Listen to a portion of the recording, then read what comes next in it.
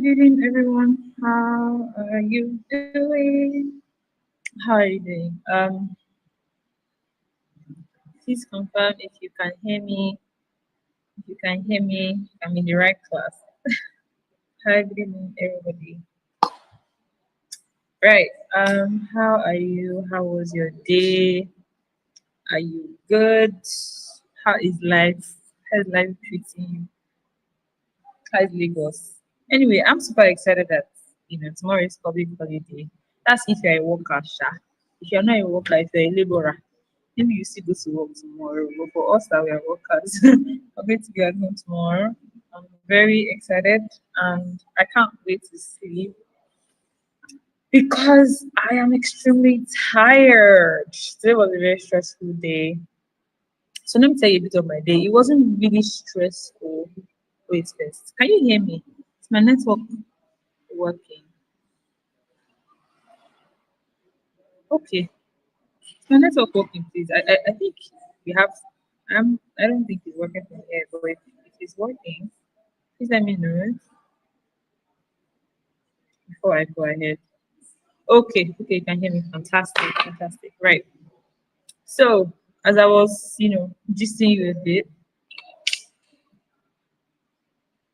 yeah, how was your day? Basically, my day was a bit. So I was telling you about my day. Yes, it wasn't so stressful, but things just happened that just made it very stressful. And because tomorrow is public holiday and I didn't want to take my work laptop home, I had to schedule post for tomorrow. So that's one of the things you're going to do as a content marketer. You're going to learn how to schedule posts because you're not always going to be available to like be creating content, or posting in real time. So I could also teach you how to schedule posts. I mean, how to schedule posts. That's very easy. But yeah. So today's class basically is going to be very interesting as usual.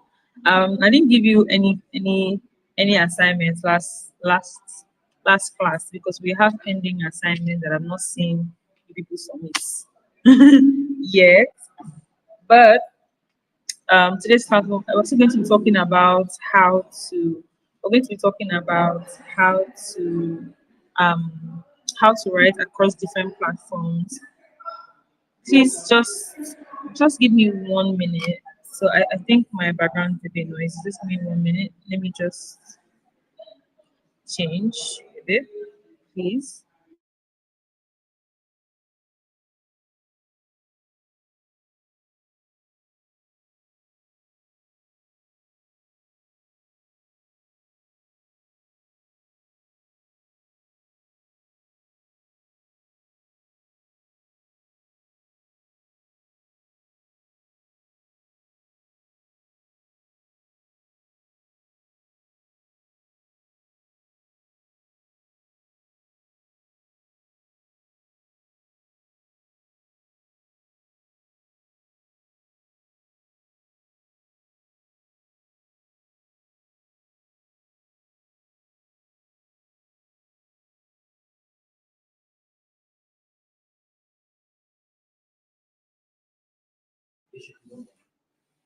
Okay. Hi guys. So I think this is a much better place to do this. Because where I was a bit noisy and I want to ensure that I think the light let me use my head I'm lucky. So I just want to make sure that you can hear me and it's a smooth experience as always, right? So I was giving you a summary that today we're going to be talking about. Well, I mean, last class I told you, I taught you, or we both learned, yeah, because I'm learning as much as I'm teaching you. We learned about how to write across social media, across websites, and I even taught you how to write, or I showed you how to write across even on ads, on TV ads or campaigns or any major thing you want to do on the internet. I taught you storytelling techniques, or I showed you storytelling techniques, right? So today's class is going to be, I'm going to teach you, we're going to go a bit further, talking about how to write again on a website, social media, and Also, I'm also going to be giving you key examples, relatable examples that you can use. So we're going to be looking at Paystack. We're going to be looking at Paystack as an example. You check out, we would both check out, and I mean, you should do that after the class as well. Excuse me, you can check out Paystack, how they write across different platforms, and they still have a core message.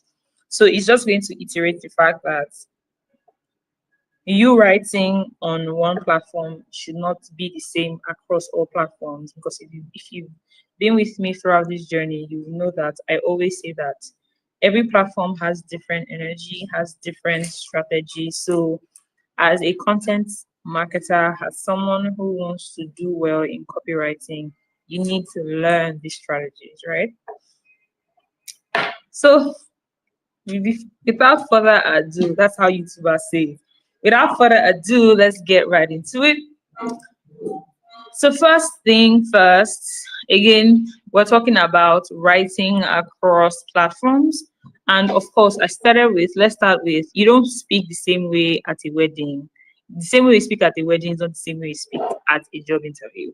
I mean, it's still the same person, but it's not the same.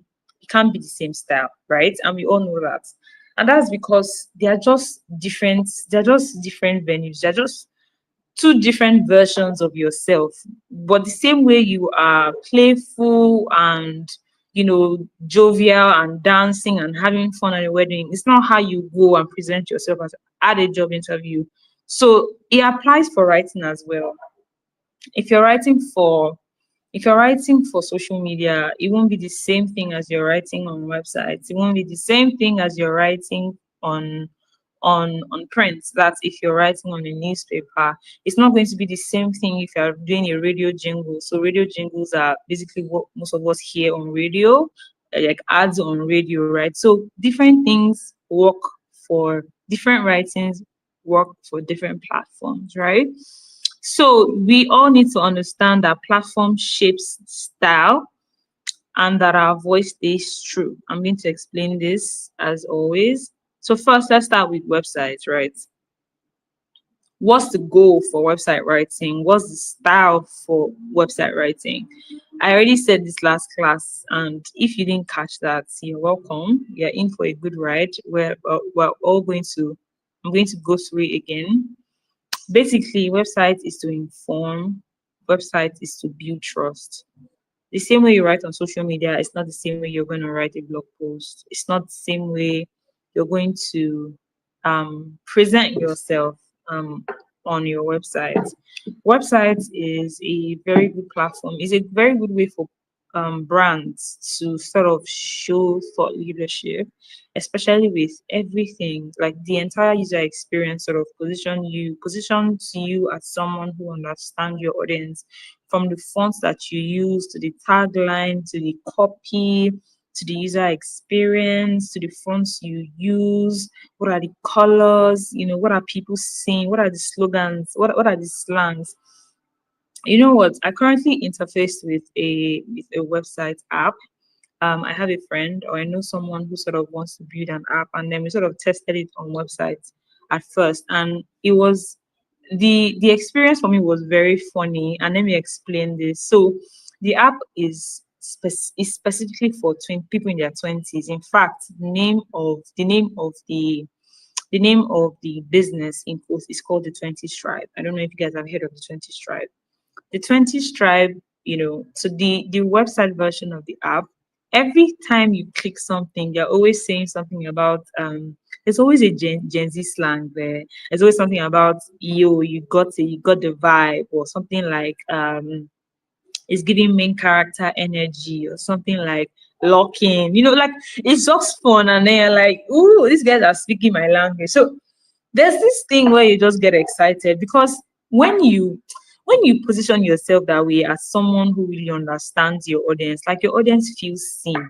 And that's basically how I felt interfacing with that project, interfacing with that app, really, because all the time I might not express myself as a Gen Z, because I mean, but that's who I am. I'm expressive. That's so me interfacing with that kind of product and seeing that there's just someone who has studied all the Gen Z lingo, and then it's just there. It just makes me feel excited, and then I really want to keep spending my time with this product. And this how people this is how conversions are made. This is how you build leads. Do you understand? So even for that product, if I can't afford what they're currently selling, believe me that I'll always go back. And why do you think I'll always go back? I'll always go back because it's a platform where I feel seen, right? So the goal for website, like I said, is to inform fast. Like you're informing. I'm seeing Coca-Cola. I go to Coca-Cola, and then immediately I see Coca-Cola, I'm seeing share happiness. They're informing me faster. This is our product, and this is what we're doing. This is our tagline. This is the experience we're giving. This is how we want you to associate our brand. So website, the goal is to inform fast and to build trust. So the star writing for a website has to be very clean. It has to be benefit driven. Now, when I mean benefit driven, it means that, like I mentioned, a website, every single thing, like every you need to, if you're paying attention to detail, you realize that every website that you all like, you can mention one website that you like right now, and then tell me one thing that you like about it. Let's make it more practical. Go to a website or think of a website that you like right now, and just tell me one thing you like about the website. It can be their the UI, their user experience. It can be fonts, it can be the colors, it can be the copy, it can be anything. But just tell me one website that you like and one thing that you like about that website. That way, to give you an idea that these things are not just random. You don't just pray for these things. I mean, there's a place of prayer, but there's also a place of psychology, where there's a place of hard work, the place where you studied these people, you studied the people that you want your product or your service to solve, right? So that's why the style for website has to be benefit driven, because you want to make sure that everything that you're doing sort of resonates with your brand. It represents the solution that you're here for. It's not just random. So if I'm saying that, like I said, I cannot be selling hair and then on my website, and you go to my website and I'm saying something about Bella Naija, maybe people getting married, because there's no correlation, it doesn't make sense. Do you understand? So you need to make sure that everything you're putting on your website has a strategy. There's a reason why it's there. It might not be for conversion, it can be for different purposes, like maybe community, maybe you want people to feel safe. Like there are different reasons why you put out stuff on your website, but beneath it, it has to have a purpose. That's my point, right? So for example, if you go to a website and you see people say something like start your, even CapCut, like everyone here should know what CapCut is, because even if you're a content creator, a content marketer, every single person here knows CapCut. Right now on CapCut, almost everything is pro. In fact, that's one of the things that frustrated me today, guys. I'm not even going to lie to you. Now that we're all here, let me just tell you this as a safe space. One of the things that frustrated me today is CapCut, because I've been using CapCut for a very long time, very long time. I wasn't even angry when they started changing, especially when they changed, the auto caption to pro. I was not even upset, but right now I'm more upset because almost everything that used to be for free now is pro. I'm talking about even to extract audio, even to stabilize, even to what else again? Even to add speed. Almost everything is pro. And then immediately I was going through all of this interface on the website, something pops up. Start your free trial. Start your free trial, and then they come up with different plans. This people already, they can sense. I felt like they could actually sense my frustration, because I'm like, God, what is this? Like everything on CapCut is now pro. What am I going to do? I cannot keep doing 419. I need to pay for this thing. And then start your trial comes. And then the next thing that comes to my mind is, God, I need to pay, because there's no other way. I need to pay for this thing if I need to export the project I'm working on. Do you understand? What I'm trying to say is that is a positioning. That is how you tag every copy, everything that comes up that your customer or your lead is going to interface on your website. That's how benefit driven it should be. It should not just be random, right?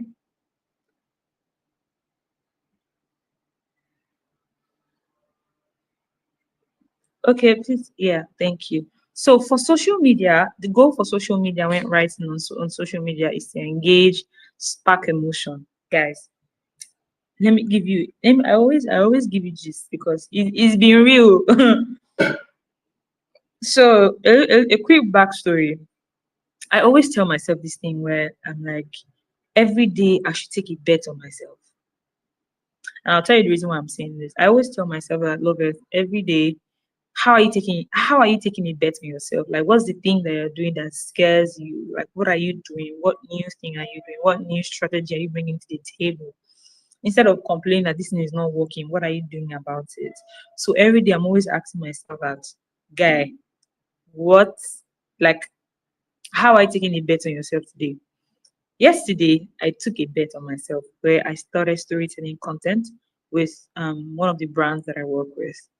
I realized that, I mean, for the longest time, we've always been sales driven. All of our content has, I mean, it's always sales driven. When I joined, I one of my goals was to infuse UGC content, which I will teach you as we go along with class.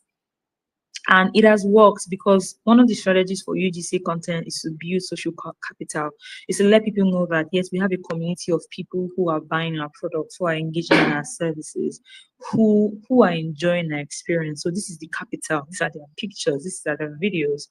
This is we're creating content around questions or problems that we know or questions that we know that our customers often struggle with.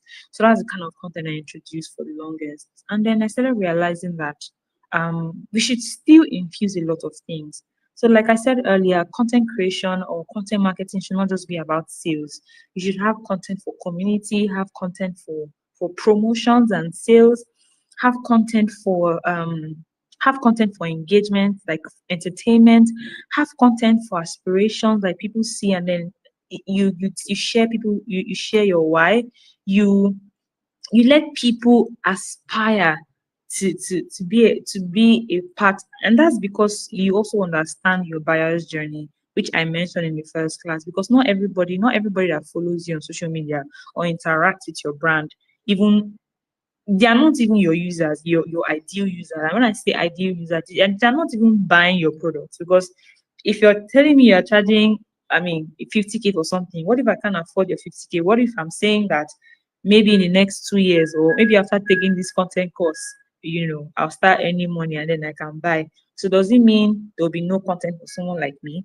So there has to be content for different people.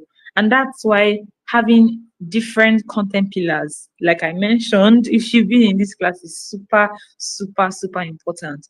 So back to my backstory. I took a bet on myself and I started storytelling content yesterday. And the first thing I said to myself is, love it, if you're starting this, you have to be consistent with it. That's number one. But then, guys, I did it. And guess what? That content right now has been it's been the best performing content throughout the week. And it's a carousel post. It wasn't a video content. It wasn't anything extra. No transitions. No equipment. Nothing. No mic. Nothing like that. I just thought about a problem. I thought about something that people are currently facing, and then my content was there to solve the problem. And right now, I'm so glad that I took that step. And how I did it is that content is not it's not sales. It was basically driven to spark emotion. That was what that content was for, and to engage for. It was basically to spark engagement, because when you spark engagement, when you spark emotion, there's going to be engagement. So that was all that content, seeks to achieve. And if you've been in this class, you hear me say that for me personally, what my goal is on social media is, when I see people save my content, it's like I'm going with my shoulders are high, because then I realize that for you to save, you know what it means to save a content? It means that I will need this thing in future. It means I've done something good for someone. I've helped someone move from point A to point B. That's one of my own greatest joy. Saves and shares, right? So I'm just trying to give you an example on how I have created or how we've created. We're a team here, guys, right? Because if I can do it, you can do it. Don't even think that I have 10 years experience. Nah. If I can do it, you can do it. And that's why I say every day, I tell myself, how are you taking a bet on yourself? Because it's steps, it's daily steps. Again, this whole thing is testing. If you're not an executor, if you're not a doer, if you're not somebody who is willing to look like a fool, because I did it with the point like if my managers ask me, Love, why did you start it? Again, it's a new thing. We've not done it before. I started it. And if they ask me, this is not our usual content. Why did you start it? I already have data to back it up. And I was thinking that if the content doesn't do well as well, like it doesn't do well, okay, like we see it and we're going to move on. Do you understand? So right, the goal for that social media post was to engage and was to spark emotion. Let me just give you a bit of context, right? It's a kids brand, it's a kids clothing brand, and I reckon that children resumed school this week, so why not share something that teaches parents on how to develop a deeper connection with their kids when they come back from school, or something around school, how to conversations to like keep your children engaged, or tips on how to help your children stay organized now that school is back, or something around that. And I realized that it's time sensitive because kids just resumed school. So if that content is not going out this week, in fact, it was even late because I think maybe some resumed on Monday and I posted it yesterday. Right. And I'm like, if this content doesn't go up with this context that I'm using, this it won't do well. So let me just gather the grit and just do it. And then I did it. So that post was to engage, was to spark emotion. It's nothing even sales. So what am I trying to say? I'm trying to say that it works. A social media strategy that spark emotion with their audience, it works. It works like magic, guys. Like it works like magic. So tap into it, lock into it. So excuse me, the style was punchy. Of course, when I mean punchy, it means that even from the very first slide, there is something to hook you. There was a tagline, and the tagline is, I think the tagline was around your children are back from school. I can't really remember what it is, but it was around that line because I said it was about back to school. So it's something about if your children, it was majorly around conversations to help build a deeper connection with your child now that they are back to school. And it wasn't the first slide wasn't it, I didn't mumble it up with a lot of words, very short, very so you know that throughout this slide, this is exactly what you're getting. And if you're not getting it, it means that something is wrong, right? So punchy means there's a hook. You're hooking your audience from the very first 5 seconds, 3 seconds, they're looking at the post. And then very relatable. Remember, I told you that the content was around a context that people can relate to. Most of our target audience are parents. And if you're a parent, it means you have a child. And if you have a child, it means your child, most people, it means your child is actively going to school or they resume school, right? So if your child resumes school, it means you can relate to it because the content is about your child and school, right? And again, it was trend aware. The trend in that community, in our own context, for our target audiences, kids are back to school, guys, right? So an example is raise your hand if you've abandoned your to-do list today. That is not a that is not salesy. Now, if I see something like raise up your hand if you've abandoned your to-do list today, it's something I can relate with because guess what? I didn't even have a to-do list today. Right? So I'm saying that for social media, there's so much that you can do than just selling. There's so much you can do. Right. So the third one is print, magazines, and billboards, right? There's something now. One brand that uses billboards a lot is Chicken Republic. I don't know if you guys have noticed, but Chicken Republic and Chowdeck.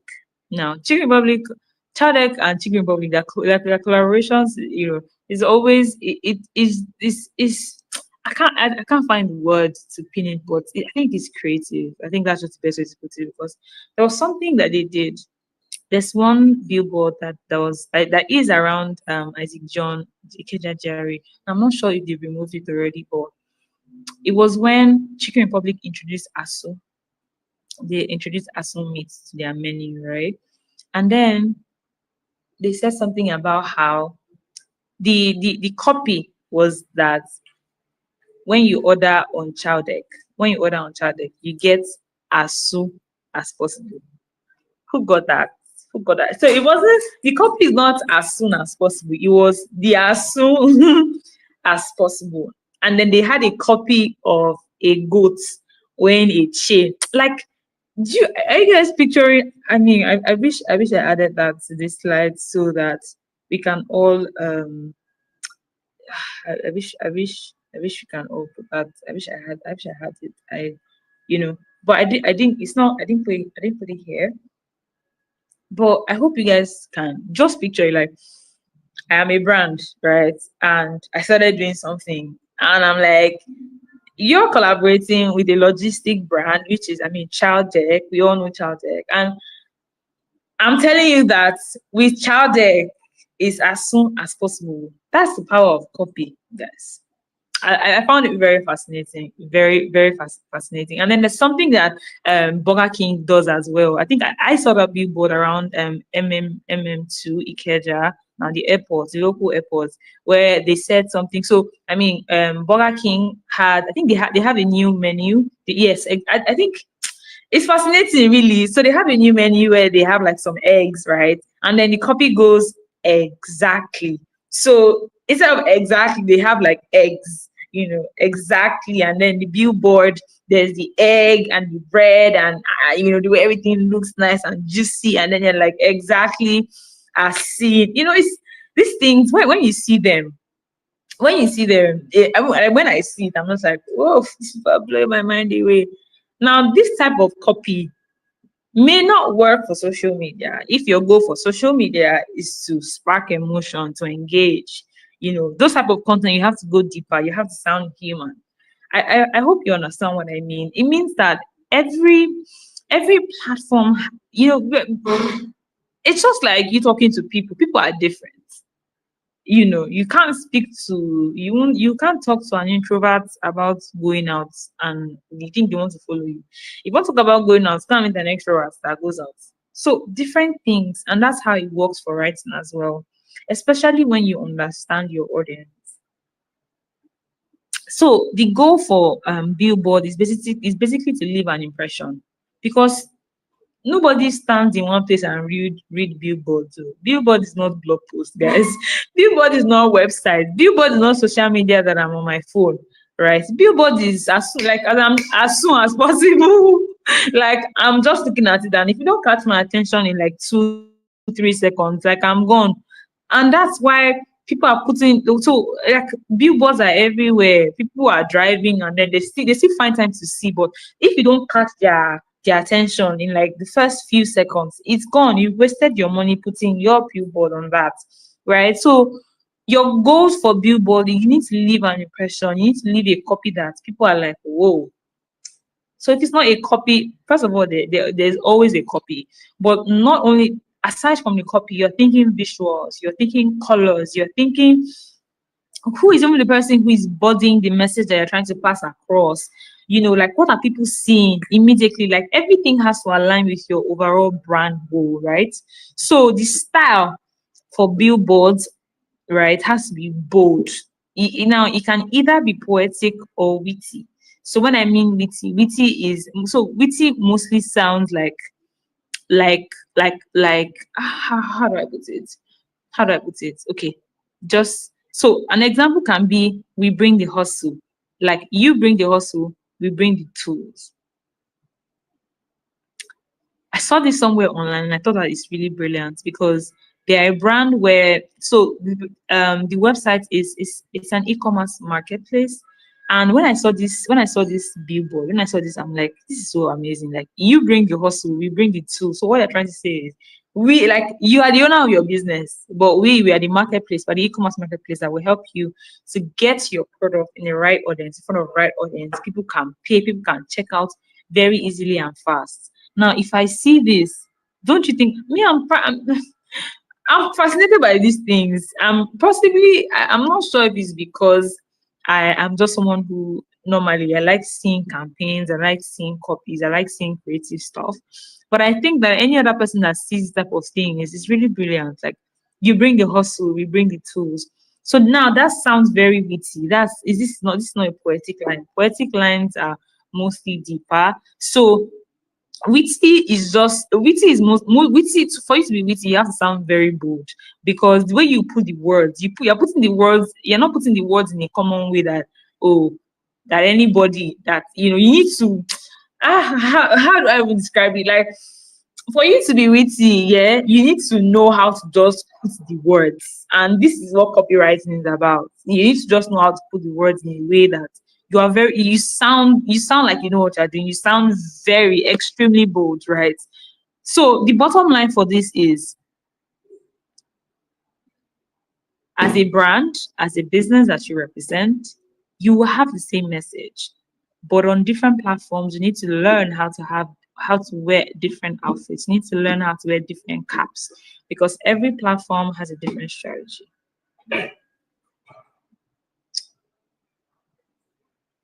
Thank you. So, what is a brand voice? Before I go ahead and talk about branding or how to identify your brand message, I'm going to tell you, I'm going to walk you through what a brand voice is, right? And the common types of brand voice. So, first of all, don't get confused. Let me just tell you. I'll tell you personally not to get confused, because there's a time early. I mean, I'm still early in my career, but there was a time when I was very confused when it came to branding.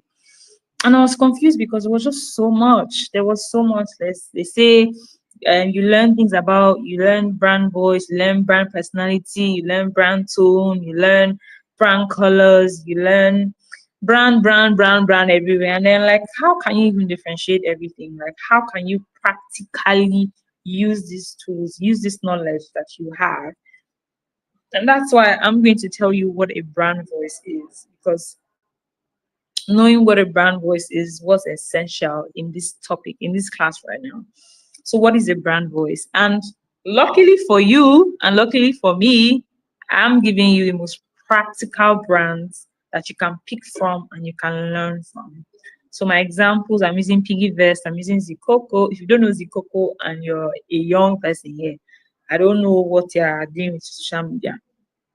These are guys that you should look at their style. Like, there's a psychology, there's a strategy, guys. So, what is a brand voice? A brand voice is your written personality. It doesn't change, even when your tone does. Remember, I said that different platforms have different strategies, has different writing, right? But a brand voice, even all through that variation. So, even if I'm doing your marketing 360, right? My brand voice doesn't change. Like, my tone doesn't change. My brand voice doesn't change, right? What I'm saying might be different, but my tone will not change. Now, I'll give you an example. That's how I hear. Technically, for me personally, I'm going to give you my own personal example, and then we're going to go to the examples that we already have on the slides. Would be for the brands, one of the brands that I manage. Like I said, it's a kid clothing brand, and I mean, because it's kids. First of all, it's kids. That's number one. Kids are always happy. Kids are always playful. Kids are always energetic. Kids are kids. Kids are not adults that are overthinkers. Kids are free spirited. They don't send you right. And then our tagline is making kids happy. So just think about everything. That means we have to be a happy brand. That's our tone, that's our personality. It just makes so much sense that we are positioning as a happy brand. Every time you go on our page, you go on our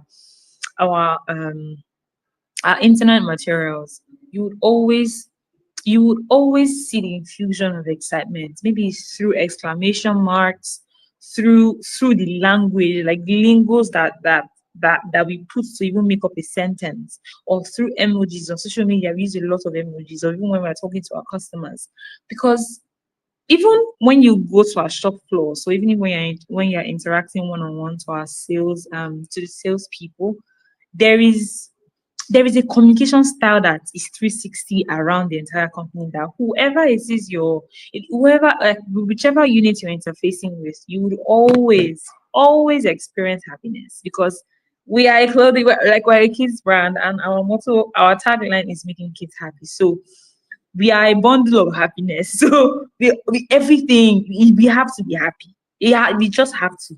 That's the job, guys. So what that means is, when you go through, like, you go everywhere and check it, there's the kids are excited. Like, even our campaigns, our photo shoots, it's consistent. But of course, the language that we use on our TikTok, it's not the same language that we use on our Instagram, or it's not the same way we use on LinkedIn.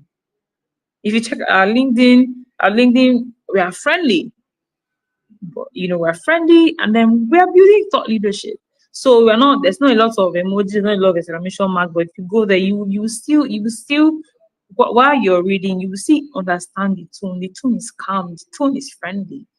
But the tone is not the same tone that you go on our Instagram, where we're putting several emojis, we're dancing, we're putting fire. No, it's not the same way, right? So I hope this just gives you a clear a clear understanding of what a brand voice is. I'm still going to go ahead and tell you the common voice types that we have, and I'll be using key examples that you can go back and look at them, right? The first one is, of course, there are five voices type, powerful voice type. The first one is friendly, casual. That's when you think of Instagram captions. So Instagram captions, when you look at Piggyverse, you will know that even they have a thing where I think they even respond to a lot of comments. So they have this thing where even when you complain, they'll always respond to your comments. They'll always send you a blue love. Because guess what? Their brand color is blue. And so whenever it says you're appreciating a customer, or appreciating an online or they're they're being expressive to their customers or their online audience, they always use blue love. That's not random, right? They position yourself to be very friendly, to be casual. They're not, and also because they understand their audience. A big percentage of people who interfaces with Piggyverse are young people. To get young people, you can't be sounding like a robot.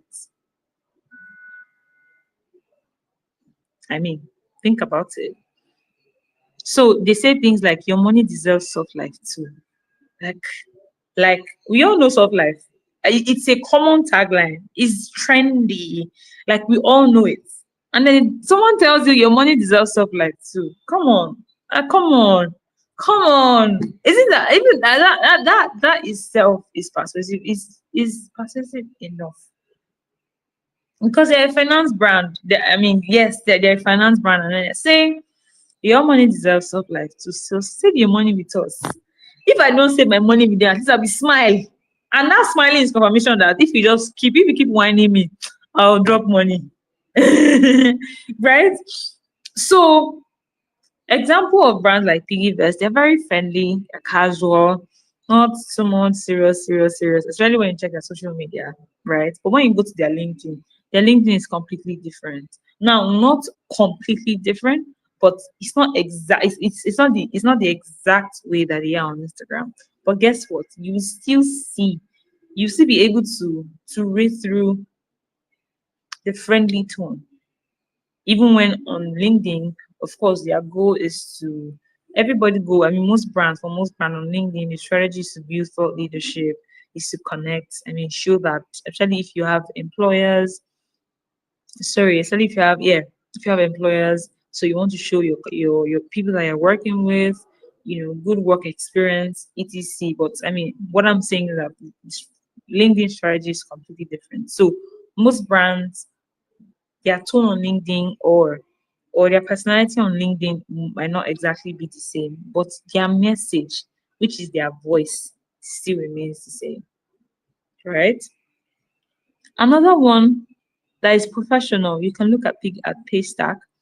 Now, Paystack, they come in as very confident, really. When I see things like modern payment infrastructure for Africa, you said, you know that these people, they are not here to play with you. They are here for serious business. They are serious. And so you know that their tone is they are serious, so they are not even here to play. Right? So an example, Paystack, they're clean, they're serious, they're direct. Like, yeah, I'm here to tell you that we are the people who are refining the payment infrastructure in Africa. We are the people who are saying that we want to help your business get in front of your customers with the right payment infrastructure. You're not Your customers don't have issues paying to you, maybe through bad network or whatever struggle that we face here in Africa. They are saying we are here to redefine that, and they are direct with it, right? All through. Now, when you look at Sikoko, they are very bold. They are here to make you smile. If you check on Sikoko, I'm not exactly sure if they already have, if they sell digital products or anything like that. I don't think they do. And Sikoko is community. I think they recently even had a community hangout called, I think it's her attitude, yeah. So Sikoko is community. Sikoko is here to make you. We are here to make you laugh. I go on Zikoko, I read their blog posts, and I always laugh because the stories there, they used to bust my head every time, right? So for Zikoko, you check them online, you see that these guys, they are very bold, they are witty. Like, guys, please take out time to check out brands. Like every brand that you like, there's a reason why you like them. Look at them. Like I said, these things are not random. It's not one day that you started to. It's consistency. You redefine as you go, right? So there's thing that Zikoko says where they go like on serious journalism for serious Africans. Because just try, go through their blog post and see if you not laugh. If you not laugh, come back to your next class and tell me why you did not laugh. Because I will ask you, why didn't you laugh? Right? She's excellent. I'll ask, why did you laugh? You read Zikoko, you did not laugh. You go on their page. They even I think last year, last year they do this thing where the thing that Cracks TV does, where they go on the street and then they ask people questions. They do it too. They do it too. They just go ask people, "Oh, how did you find love? Who is?" And these are things that, because the stories that they go out, the stories that they are sharing, people can relate to it. Just, do you understand? So you won't. It's not possible that kind of content strategy won't get loyal people, because it works. For you to be bold, for you to be witty, it means that you are connecting with an audience. That's basically what it means. You're bold about it, right? So great brands choose 1 to 2 dominant voice type and own them everywhere. Like I mentioned, in the brands that I just mentioned, what this basically means is, as a brand, you would pick the voice that you want to associate, that you want people to associate with. You have to pick a voice that people can say, "Peop- this thing can only be associated with this guy's brand, because this is how this guy's brand is." Do you understand? So, for example, if you listen to, and this happens subconsciously, when I see Kiki's content, if you follow her, there's sometimes that her content comes off serious. It looks like she has something serious to say. There's a time she just came, she wanted it to look like she has something to say. But then in the next how many seconds, you see that it's a joke. Exactly, it's what she did, where she was in London, and then she was talking about how she was going to like premiere on a show. She was a TV host. Only for her, someone was knocking at the door. Someone was knocking at the door, and she's like, "Who is that?" Only for her to go to the back of the door, and this woman has kept things at her back, just to show like fake BBL. And that's when I just came to the conclusion that, you know what, this one can never be serious. Like, every time I think she's serious, she's never serious. That itself, that is a brand, that is a brand personality. Like, subconsciously, she has told me that this my brand is not a serious, it's not serious. If you're here to laugh, just call. Do you understand? So every brand, every personality, every let me just say every brand, let me stick to every brand. Every brand you associate, you have to be clear. And you can only be clear when you understand the problem that you're here to solve. That's number one. And when you know your target audience. This thing I'll keep saying it to the end because that's the magic. If you want to blow from this class, that's the two things you need. When you understand your target audience and you've identified the solution that you want to solve, I don't think you're stoppable. You're literally unstoppable. Literally unstoppable. Literally unstoppable, guys. Literally. I always use Tommy Care because I use these examples because I hope you all can relate with them. Tommy Care, guys, Tommy Care's mother recently died though. I don't know if you guys know. Upon that, go and check her page. Like she even seems like she's a joyful person in real life. And I mean, I really think she is because for someone to have that type of voice, you can't fake it for so long. Like I always say, if you're playing the long term goal if you're playing the long term goal as a content creator, if you're copying someone else, at some point it will feel like to show. But for someone like Tomike, you go on her page, you already have a perception of how this person is. She seems human. Like her content is human, her captions are human. Like she's warm. There is emotionally driven. The emotion self is plenty. Even as she was dancing on her the day she kept her mother to rest, her audience still understood that it's dance of how do they say it? Dance of praise or dance of I don't know how they put it, but it basically means that like when you're sober, you're still joyful, you're still happy. And they were still consoling her to make it well with you. Olori Ebi, we're here with you. You understand what you're going through. Blah, blah, blah. That is years of hard work, guys. It's years of hard work. That people know her, that she's a joyful person. She's always grateful, always joyful. She's a and personalities like that, it's quick for them to get host is yes, for them to host events because she has that aura. You know, I'm a joyful person. You know, I inspire joy. Why I go there with you? No, go laugh. Come on, laugh. Forget your struggles. Do you understand? So you can see from Tomike, I sort of identified her personality, her brand voice, her brand personality, which is inspiring. Her voice is warm. You know, it comes as deep, emotionally driven. Like I mentioned in the last class, check her captions. They are long. Sometimes I wonder how she has this strength to write such long captions.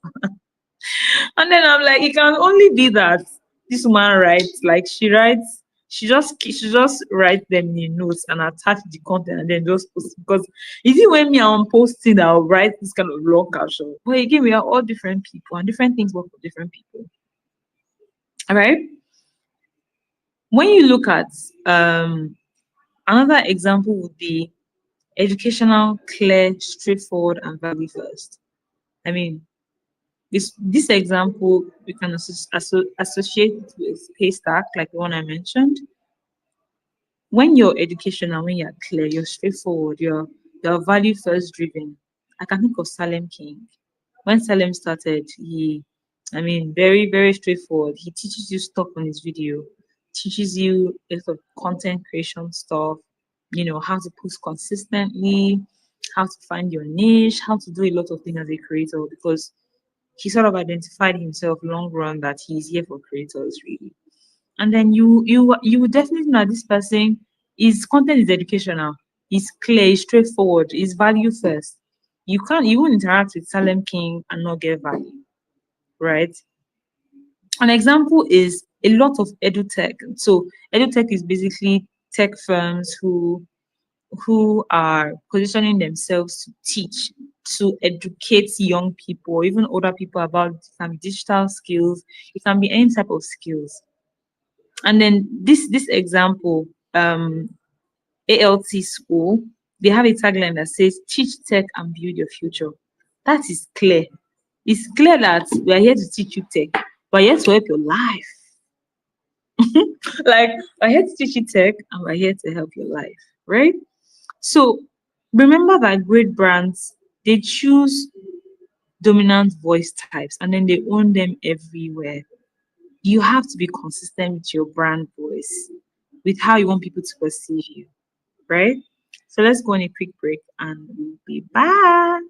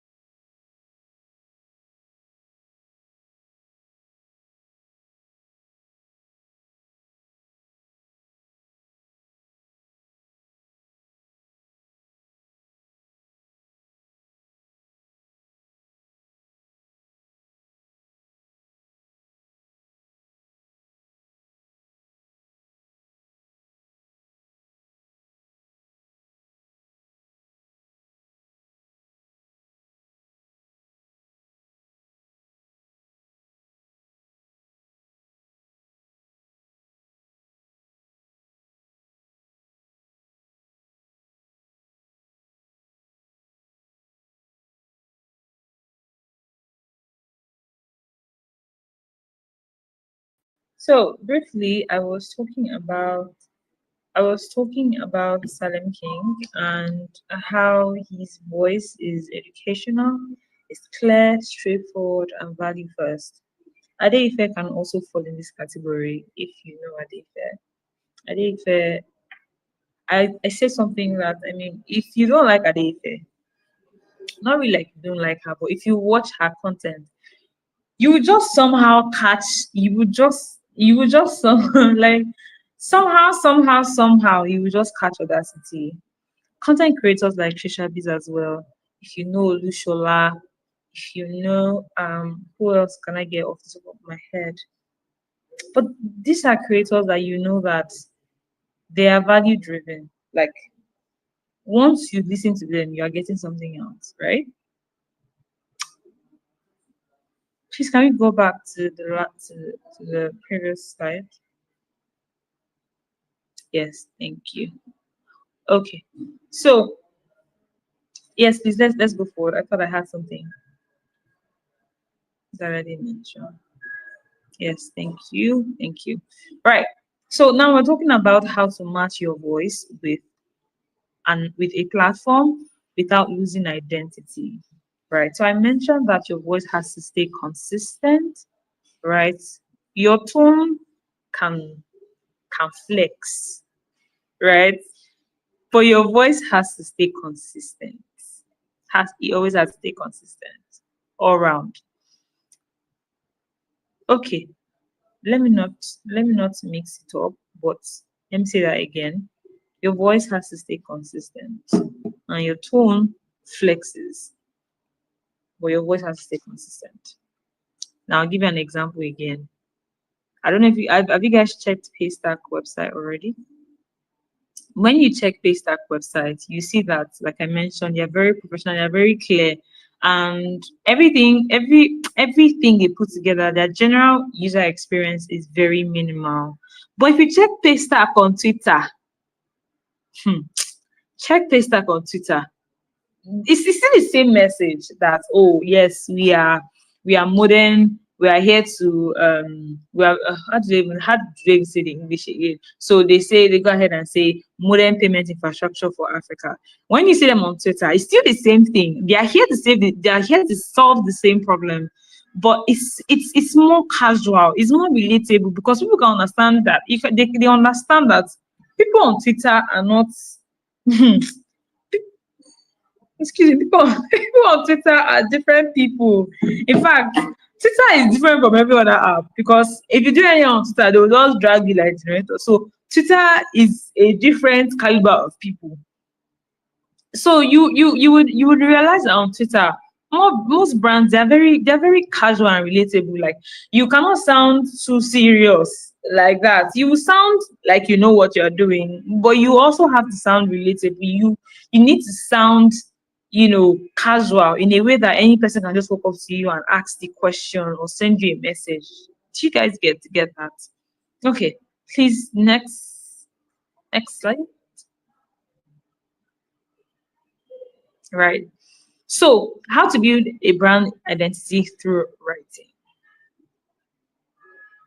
How to build a brand identity through writing? First is, great brands aren't born, they are written into existence one sentence at a time. I always say this, that you cannot be clear on something, you can't redefine what you do not start. And this is a real life hack, guys. This is not just a professional thing. That's just a life principle that you have to lock into.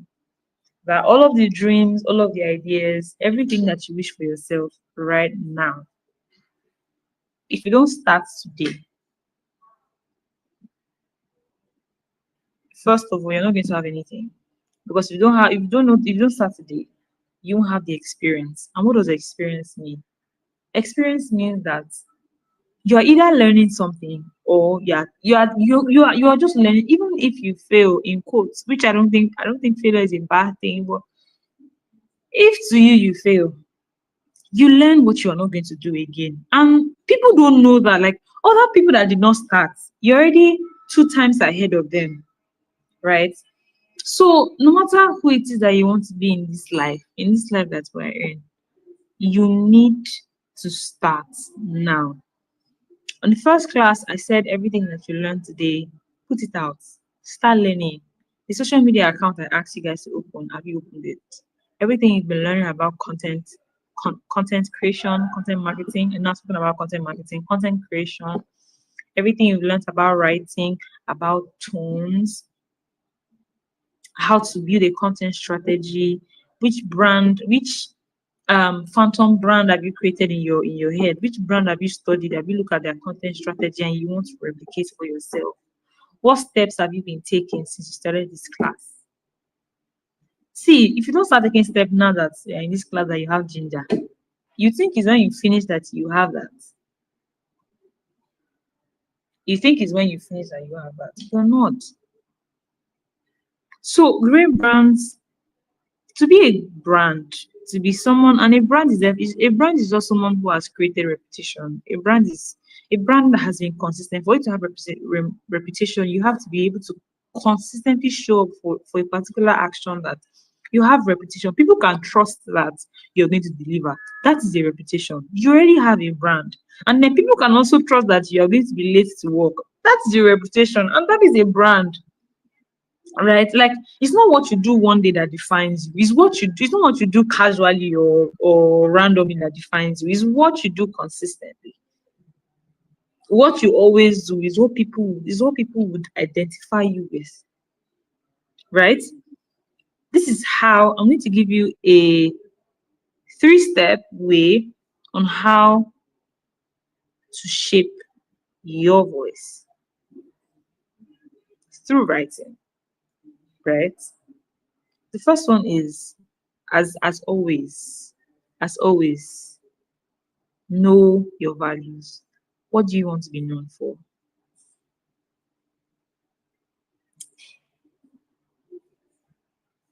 Like, guys, what do you want to be known for?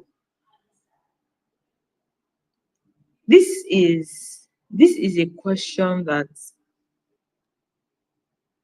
I ask myself every day, and I'm sure every person who every big brand, every great brand that you see today, they keep asking themselves this question because it's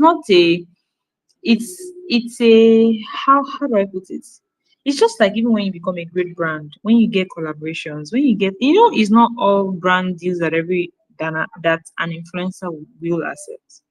Do you guys know that? Because if you're offering me a brand deal that it doesn't align with my goal, it doesn't align with how I want people to see me, or I think associating with your brand will make my audience lack trust with me, I'm not going to continue with it. What that means is knowing your value, like knowing, being true to yourself. That is an example of knowing your values. It will guide you. That even when you become a great brand, when people know you, you know what you want to keep doing. You know what you want to associate yourself with, right? If you are someone who doesn't like nightlife, you know that deep down you don't like nightlife. Why will you collect a deal to host a night event?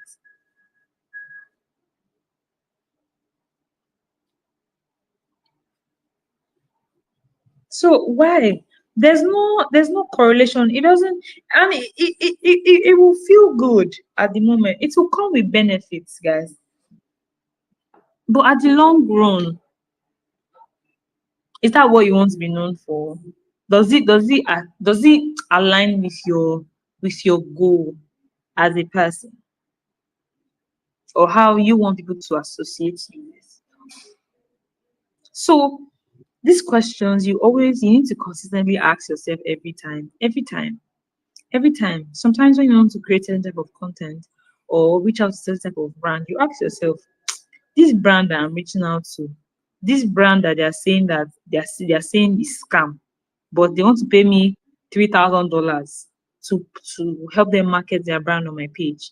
If I market it and then my audience come back and start complaining that, oh, they got scammed, or oh, their maybe the product is bad, you ruin their skin.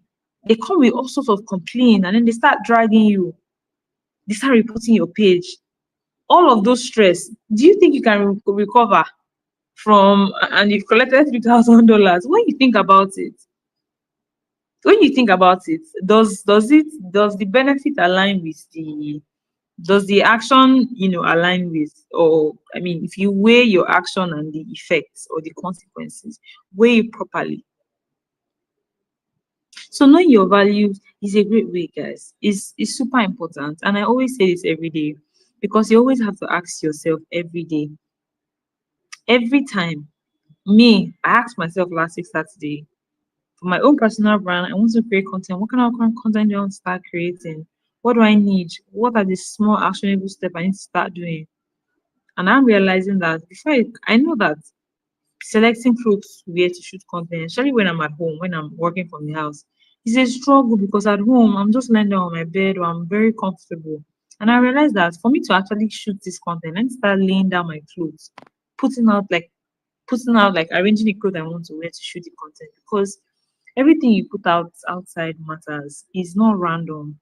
I don't want to be a content creator that when people watch my content, oh, my hair is not put together, or I don't look like I know what I'm saying, or my background is somehow, or just things that I know that I can solve, and I'm just being casual about it. You want to be someone who is intentional, because honestly, people can smell intentionality. I hope you know that. People can smell when you are mediocre. People can smell when you're good at what you do. People can see when you're willing, when you're trying to put effort. You might not be there, oh, you might not be world class, but people can smell when you're making effort. And so consistently ask yourself, what do I want to be known for? Loveth OG. Loveth Ogenekewe, that's my name. What do you want to be known for? What's the legacy that how do you want people to remember you? That if I die tomorrow, how will people associate, when people think about me, what would they say about me? That's one of the best ways to sort of staying true to yourself. The second one is speak human. Like, say it how people say it. It's just the same way, I use the example of piggy banks, how they say, your money deserves soft life too. Guys, like, that doesn't sound like a robotic brand to me. It sounds like someone who is speaking my language. And for you to speak my language, I am human. So for me to understand your language, you have to be human as well, right? So please avoid ambiguity. Avoid always trying to use dictionary words. There's a place for dictionary words. I'm not going to lie to you. There's a place for dictionary words. But when you understand your audience, and you see that people connect when it's clear, you can communicate with simple clear words, and people will still understand your message, as opposed to using ambiguous words, and then people are lost. You want to be like Mr. Richard, Lai Wasabi. Is that who you want to be? Is that who you want to be? Even Mr. Richard said, I mean, he can start using big words, but eventually you understand what he's trying to say. What it just means is be human, like speak the language of your audience, like come to their level. That's it. And that is one way. Like, oh guys, I wish I can imprint it. I can put it in your faces as you wake up every day. You're like, as I go about my day, how I will decide to know my audience today. I will learn something about my audience. I will learn something about their problems. I will learn their slogans. I will learn their language. I will learn to speak like them so they can understand me clearer. Because, like I said in the last class, if you're not obsessed about your audience, if you're not constantly thinking about the problems that you are facing, and constantly thinking about other people who are facing those problems with you, focusing on how you can solve that problem, how If you're not constantly thinking about it, if you're just thinking about it casually, you can't compare your progress with someone who is constantly thinking about it than you who just think about it every public holiday. There's a difference. Like, say it how your people say it. There's also something, we started infusing something like for my own person, for my own brand, the brand that I work with. It's a kids brand. And so we started using languages that parents can understand too. Like, again, most of our the data shows that most of our target audience are based in Nigeria. And I mean, if you're a Nigerian parent, how many percent of the time your children like to go and stay with your grandparents, right? So we started infusing things like, oh, clothes that children can wear to visit their grandma, visit their grandparents, because it's the reality of our audience. It's the reality. So why don't we create content that parents can see, and then you're like, oh, that's true. What would Emeka wear to go and see grandma tomorrow? Oh, let me go and buy from this people said. They said they have something. Let me go and check it.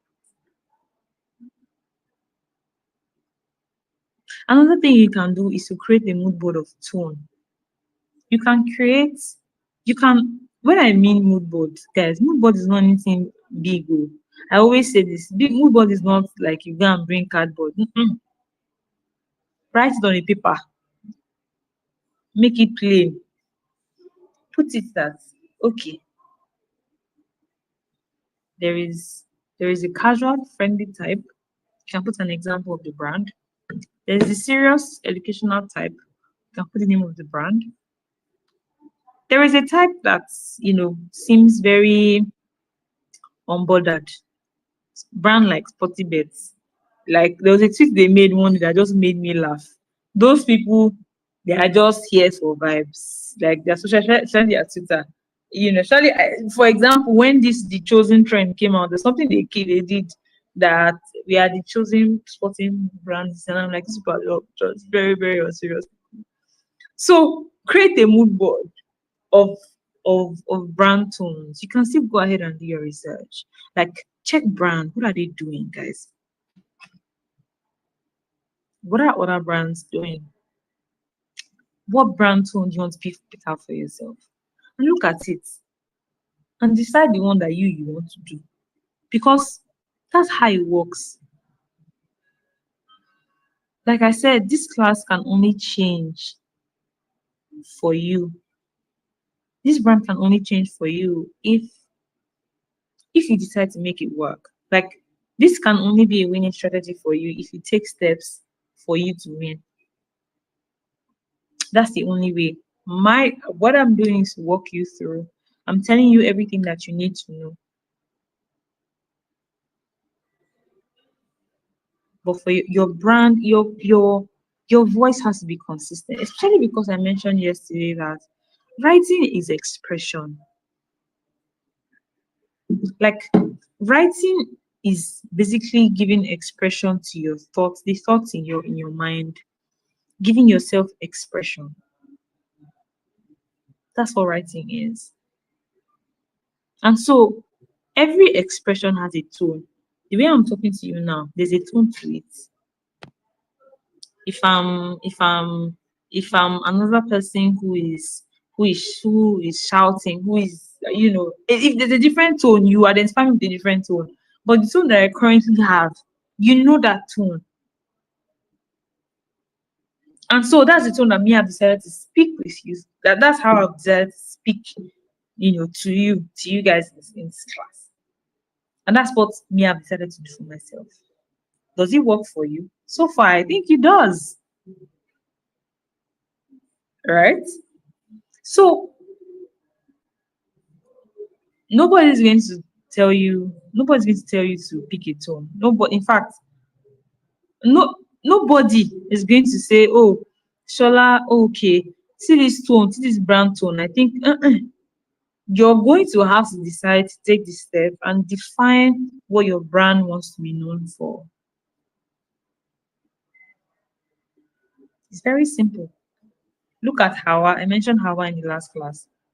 Hawa has a brand tone. and it's 360.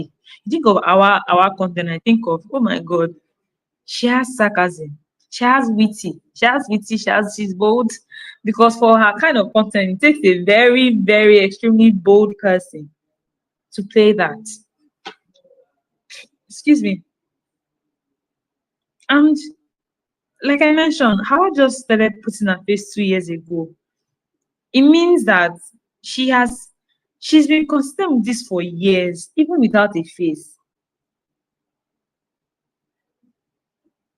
And so it's not random. It's not random, guys. It's not random. And you can only be consistent with what you are true to, what is true to you, not what another person puts on your table that you should do, but what you decide for yourself.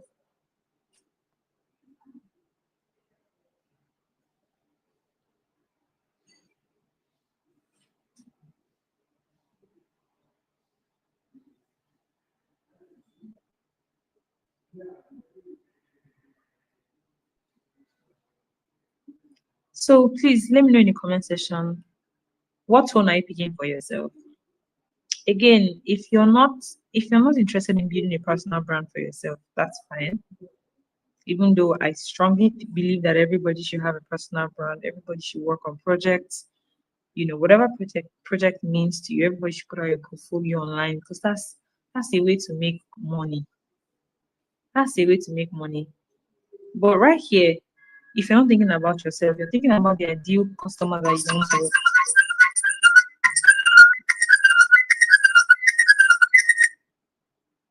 the ideal customer that you want to work with. Who are they? What do they do? What's the brand voice that you think would position them in the best way to build an audience? Okay, bold, witty, bold, playful, and witty. Original is Kim. Before. So, what does originality look like to you? Really? What does originality look like for you? So that you being original would be my sound ambiguous. So being original, does it mean that you want to be human? You want to sound human. You don't want to sound like a robot. You want to sound like yourself. Is that what it means? Friendly and casual, yes. That's a beautiful one. Bold and inspirational. Hmm. Yeah. So it means that you want to inspire people, you want to motivate people. That's good though. Come on, motivate me. Oh, come on, inspire me. Me, I need inspiration in my life like this. Plenty inspiration. I need plenty inspiration, please. Friendly and casual. Friendly and casual, yeah. So, I mean, as you're telling me, give me a copy, give me an example of a word or something that you will write that sounds friendly and casual, so that we begin to practicalize this thing. My tone is friendly and casual. So, what does friendly and casual? Give me an example of friendly and casual. Go ahead, tell me, tell me.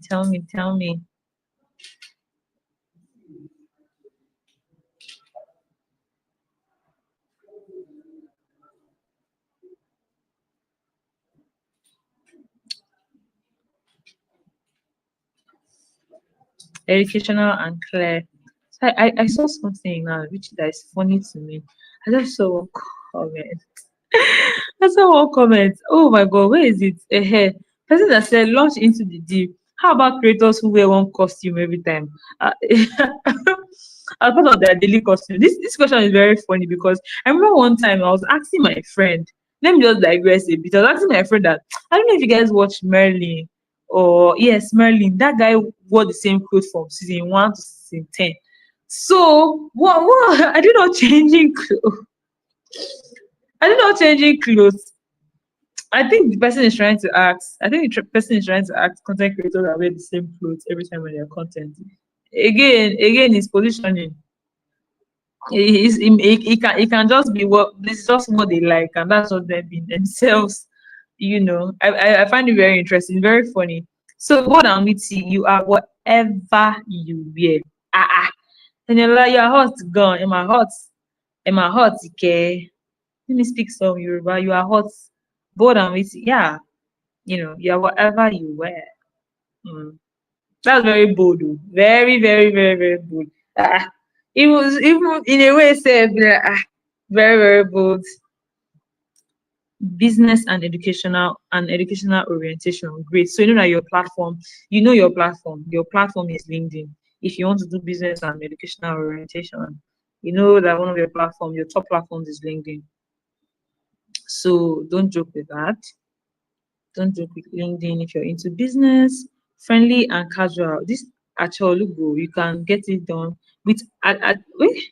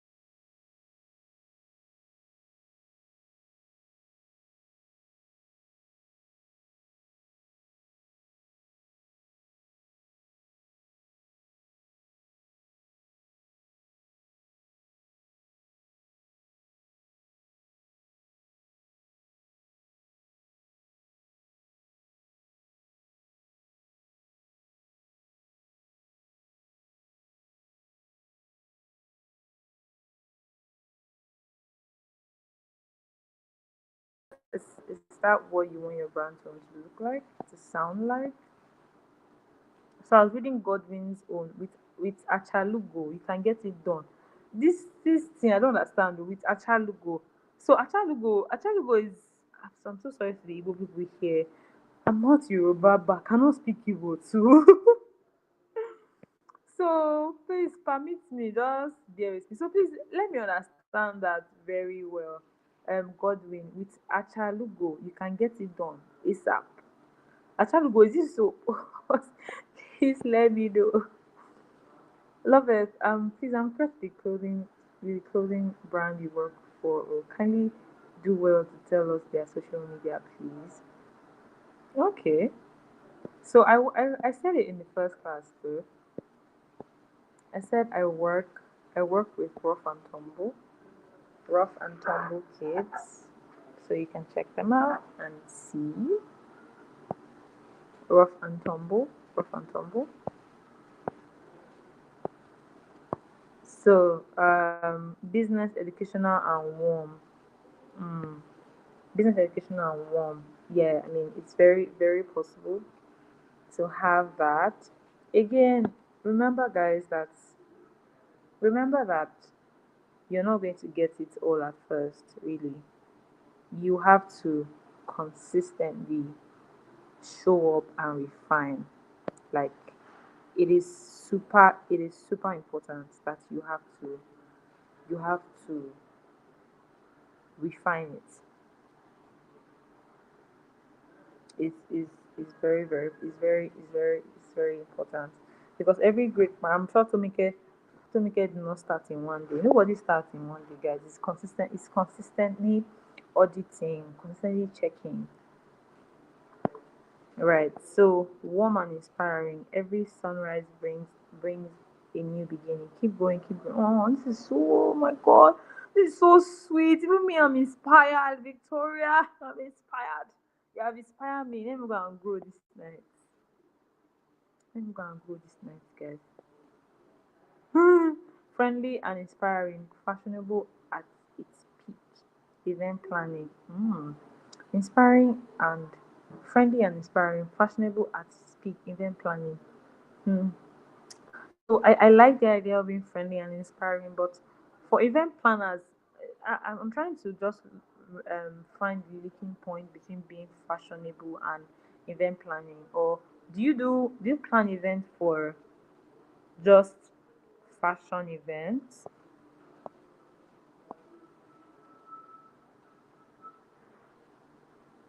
So please, when you said your platform is LinkedIn, does it mean that there are particular platforms for all kind of content?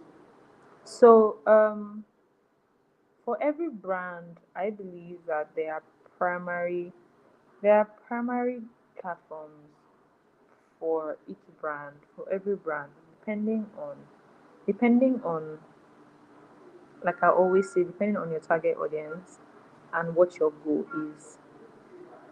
So I'll give you an example. If you check Apple, Apple don't post on Twitter, guys. Apple don't post on Twitter. Do you guys see Apple ads? Do you guys see it? Let me know. Have you seen an Apple ad on TikTok or on any random, not really random, but on you barely see an Apple ad. You barely, and that's because the brand already knows its primary platforms. That's just the truth. That is how it works. So every because you can't be everywhere at the same time, understanding where your audience are at a particular time would, in fact, it will help your ROI. ROI is return on investment. You cannot be talking to people. You can't be on a platform people don't understand you. People, you have to try to people and find your people and be in their faces. And the strategy that influencers are using today is they are picking a platform. You build momentum on that platform before you go on YouTube. If you don't have a constant following on other platforms, you go on YouTube, you will struggle on YouTube too. But if you are someone who already has you've built consistency on other platforms, that's when I now say, oh, go and check my YouTube. Other people go and check your YouTube. Oh. But if you just, what's the word, like, if you just go oh my god. Okay, patience. What's your question? Let me go back and check your question. Um, please just tell me your question again in case I missed it. What should determine your tone? Is it the content or the platform, or should you do you regardless? What determines your tone is your message, is how you want people to perceive you. When you know what your message is, right? When you know your own message, you have to start from your own message. When you know your own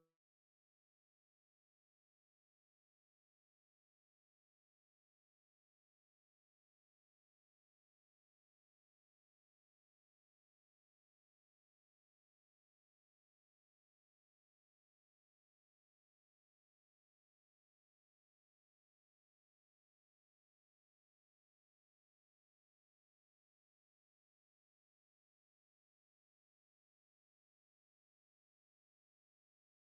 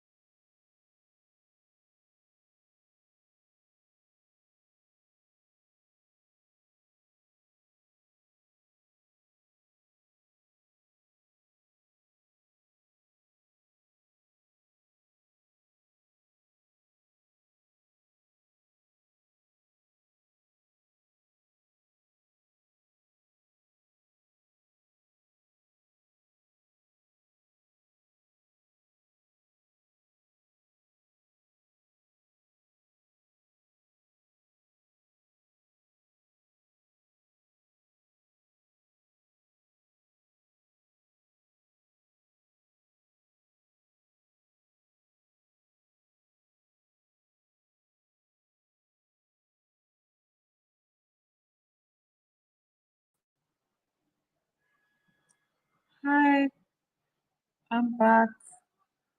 I'm so sorry. My internet just went off all of a sudden. But I'm back. I'm back. I'm so sorry for the internet glitch.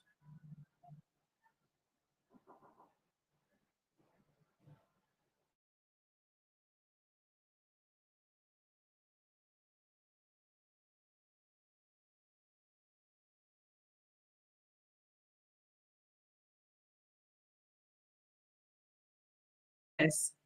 So I'm so sorry for the internet glitch. Please pardon me. I will make it up to you. I'll make it up to you. I promise. Right. So this is the time where we're supposed to ask questions. So please ask everything that you wanted to ask me. You have my full attention this evening as I go through all the questions. Please let me have your questions before we begin to round up. So one question is, which platform is good for write up for older persons? Hmm. One is definitely, definitely Facebook and Instagram. Because the truth is, when you check your data, you see that a lot of older people are on Instagram and on Facebook. Because Facebook is not popping as much as it used to. So people are tilting more to Facebook, to Instagram, sorry. So I think Facebook, Instagram, and you can even try TikTok, really. You never know. Because I see a lot of old book content on Instagram, on TikTok, and then they seem to be doing very well. So please try, try. That's the best thing I can always tell you. But for data, like based on data, you can definitely try Instagram and Facebook. So, patience, I'm back. Please, okay, let me see your questions. Please, I'm trying to see your question. I know that I asked you to tell me what it was because I missed it.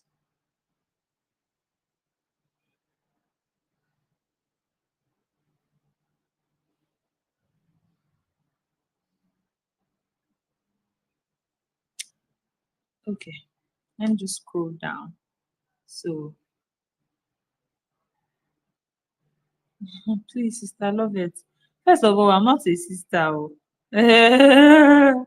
Don't forget to give us script writing format. Okay, I hear you. I hear you. I hear you. I want to reach out to teenagers. Can blog post work and what platform? Hmm. You want to reach teenagers. Why are you not on Twitter? Why are you not on Twitter if you want to get teenagers? Teenagers, I'm guessing your bracket should be around teenagers, probably 16 to maybe 20, 21. Why not on Twitter? Twitter is the best way to reach young people because young people are on Twitter. Young people are so much on Twitter and TikTok. So that those are your people. Can blog posts work and what platform? Now, because they are teenagers, I can't exactly I don't have the data. I don't think I have the complete information to give you permission to post to do a blog post. But I mean also because they're teenagers and um we don't know if they have time to read blog posts and all of that. But what you can do is you can even write blog posts at the end of the day and then you can break it down to short form posts and post on Twitter. Like do trends on Twitter. Like trends can also be blog posts. Trends you're just breaking them down. Like you're breaking long form content into short form. That's what trends are. So your if you want to reach teenagers, your best bet is Twitter, guy. Like go on Twitter, they are there. People that are dragging people, please, they are young people. So when you write a blog post, which you can still write a blog post, write your blog post, turn it into a thread on Twitter. You should know how to post a thread if you're on Twitter. So turn into a thread. Give valuable content that teenagers can relate to. And even people who are older will share it to their younger ones. That's your strategy.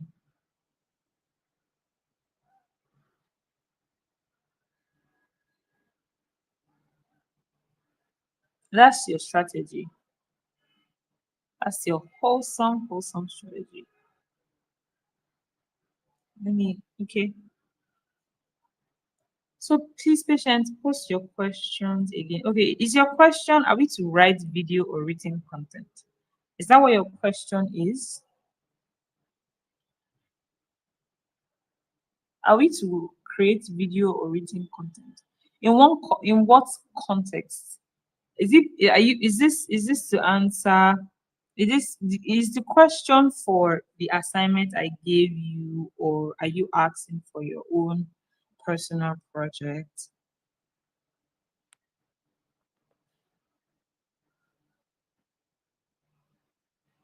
Okay, another question from Chiamaka is, how do you know your audience if you're starting to create content on YouTube? Is it determined? How do you know your audience if you're starting to create content on YouTube? Is it determined by the kind of content you create? Yes. Knowing your audience, the content you put out is defined by who your audience are. And how you know your audience is by research. First, you need to be clear on what your message is, and then you start researching for the problems that your audience are going through and how you can be in the bridge as the solution.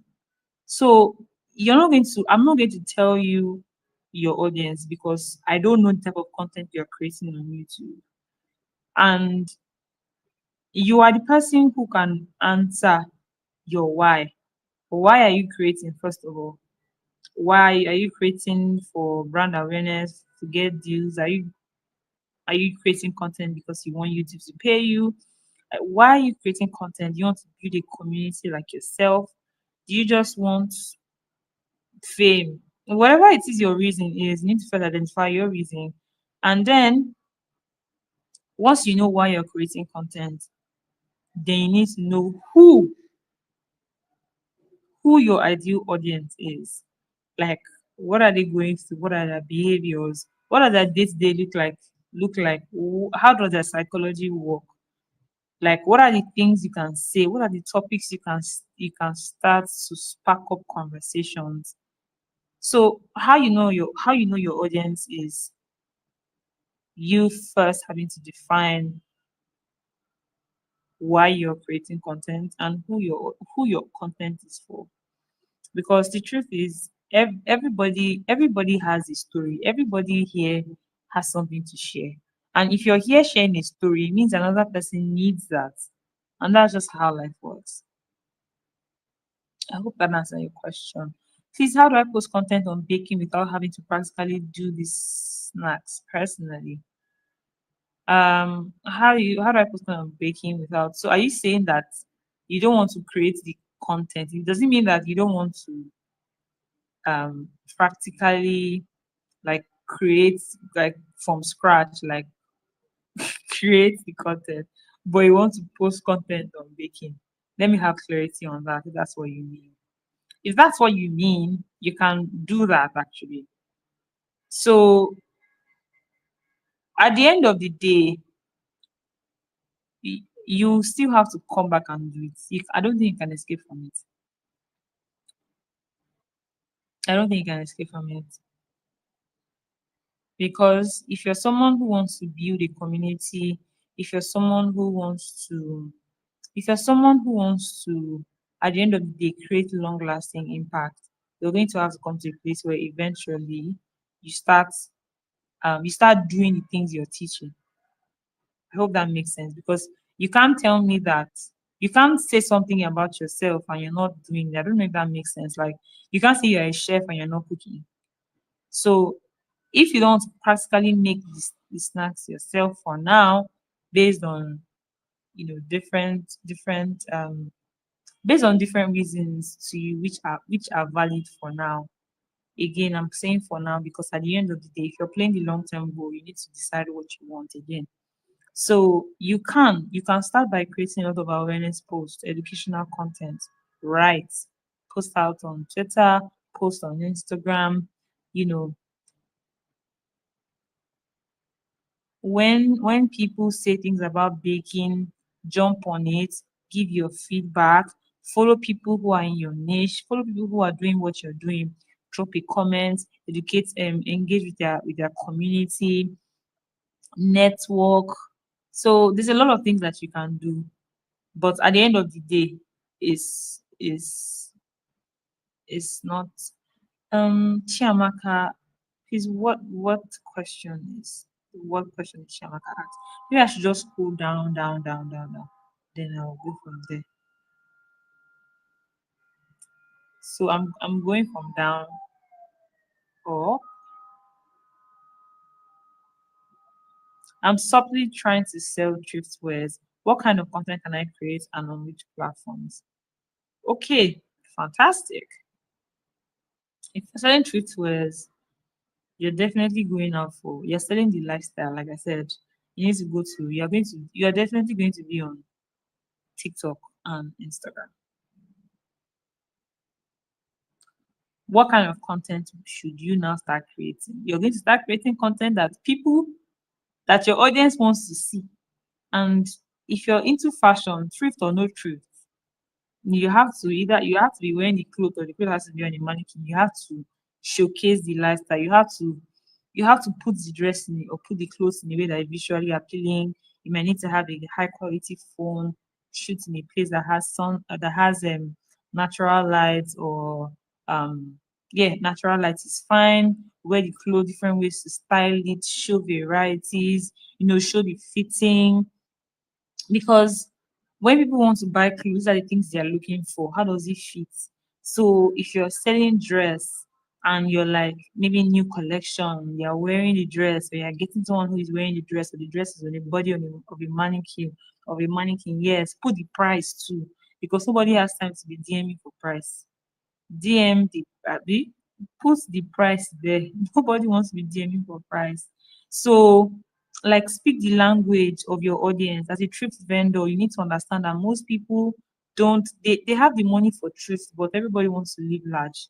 So you need to come to a place where you are also positioning yourself as a thought leader. You don't have to start as a thought leader, like just saying things like you don't have to break the bank to look good. A lot of people struggle with that. A lot of people want to break the bank. A lot of people don't even believe in thrift wears. Everybody thinks that, oh, it's low class people but there are thrifts that you wear that nobody will know that is thrift. That, my dear, is what you are here to solve. I hope I was able to answer that question. Please, I have a page on marriage. How do I revive it? Start posting content. That's how you can revive it.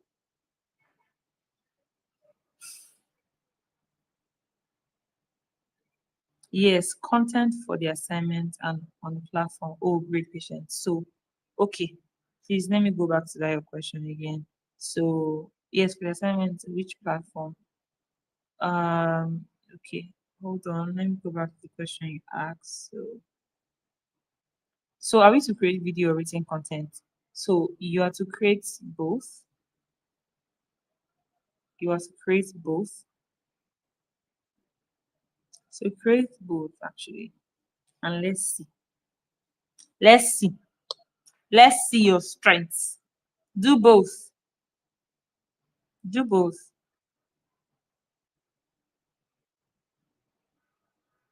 Okay, Chamaka. Oh, I'm great. I'm glad to know that I answered your question. It's happy to know. For a skincare food brand, what platform can I use? TikTok and Instagram. Because people who do skincare, your target audience is on Instagram.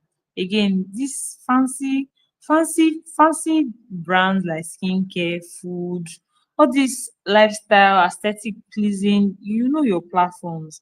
People that are selling seafood, catfish, people who are into farm, people who are into agriculture, people who are into things that are not visually appealing, and people that should be active.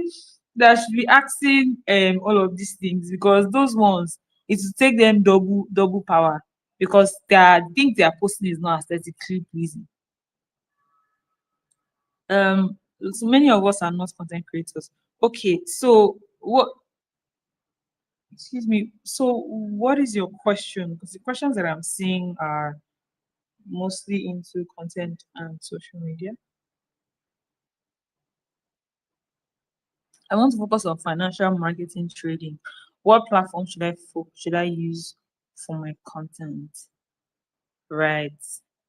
For you to do this type of thing, you know you're going to do a lot of educational content, because a lot of people do not understand finances. That's one. And then a lot of people do not even understand market trading. And if you're combining both, then you need to do a lot of teaching. You need to do a lot of educational content, a lot of talking videos, I recommend.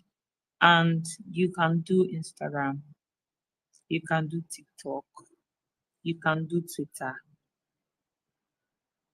but make sure that, because a lot of people, first of all, if you're focusing online, if you're coming online and sharing your story or sharing what you know, you need to be okay with the fact that a lot of people are not going to agree with you. You all have to build tough skin. You need to learn that if you're posting yourself out there, people can come and even say things like, this guy even get big lips sef, and say a lot of things that can put you down. You need to have tough skin. Let me just say that. So if you're coming online, posting your stuff, especially if you're showing your face, you need to have tough skin. A lot of, especially on TikTok, if you see comments that I get on TikTok sometimes, and I'm like, God is just, you just need to build mental strength, because celebrity face it, every great brand that you know, even Apple, people see even insult Apple that what Apple, what was this, blah blah blah. But you need to know, first of all, when you understand the value you give to your audience, when other people are saying rubbish about you, it won't get to you. So just to give you a piece of advice for the person, for Simon who wants to focus on financial marketing, I've given you your platforms. You need to do a lot of talking videos. For Twitter, you need to write a lot of trends, help people, help educate people on finances and really what market trading is. Use practical examples. Share your experience, with clients. Share your experience with yourself. How you started learning about financial marketing trading. How it has transformed your life. How it can transform my life. Give context. People that are in their 20s, habits that they need to stop doing if they want to be financial illiterate in 2025. Use things that people are searching for and infuse what your value is into it. I hope that makes sense. Right. So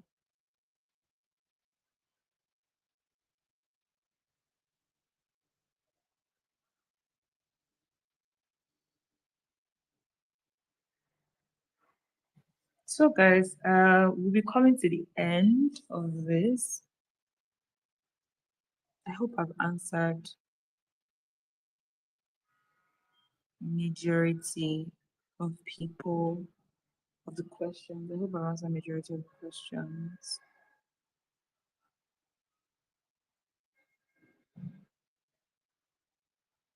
Okay, I'm just answering this last question and we can wrap up. What kind of content do you recommend? What kind of content do you recommend will help grow the Facebook, Instagram, and Twitter of a tech consulting agency that is focused on software development? So I'll tell you for a fact, my strength is not Facebook, because that's not where my target audience is. So I'm not Facebook focused. But I can recommend content that you can post out to help you grow. So it means that you're a SaaS, so you're a software development agency. Of course, the first thing you need to do is the people that you want to engage your service. I can imagine you're reaching out to young people, so young people within the age of maybe 23 to maybe 35. If that's not too much, but I can guess that those are the people that you're trying to reach to. Because your brand is more service based than product based, then you're going to be doing a lot of talking videos as well. You need to put out a lot of educational content. Why should people pick your tech consulting agency over other tech consulting agency? What makes your brand different? Like this is a full blown this tech is a full blown um it's a full blown thing. I'm not sure I'll be able to run everything down this evening. Right.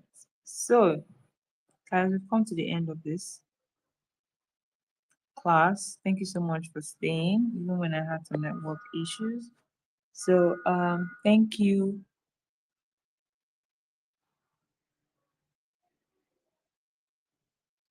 Thank you. Good night.